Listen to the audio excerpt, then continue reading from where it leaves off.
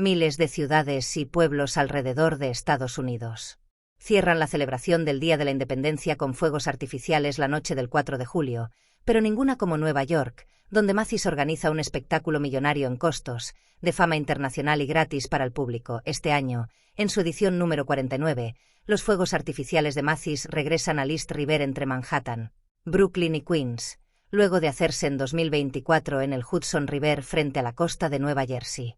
Las medidas de seguridad se mantienen más altas de lo habitual, debido a los recientes ataques en el país y los conflictos en el extranjero, alertó el FBI y el Departamento de Seguridad Nacional, DHS. El espectáculo de 25 minutos contará con 80,000 fuegos artificiales y atraerá a multitudes en vivo, entre neoyorquinos y turistas, además de televidentes alrededor de Estados Unidos y el mundo.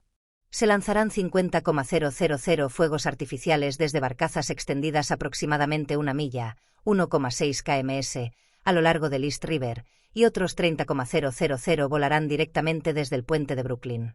Parecerá una cascada debajo del puente, y luego añadiremos varios fuegos artificiales por encima para complementarlo y unirnos a la milla de oro, adelantó Gary Souza, diseñador del espectáculo, en declaraciones a ABC News. No solo se lanzarán fuegos artificiales desde el puente, sino que también habrá proyecciones sobre sus 2 torres para resaltar la icónica estructura.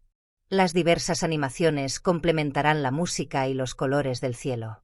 Una novedad nunca antes vista, reiteró el productor ejecutivo Will Koss.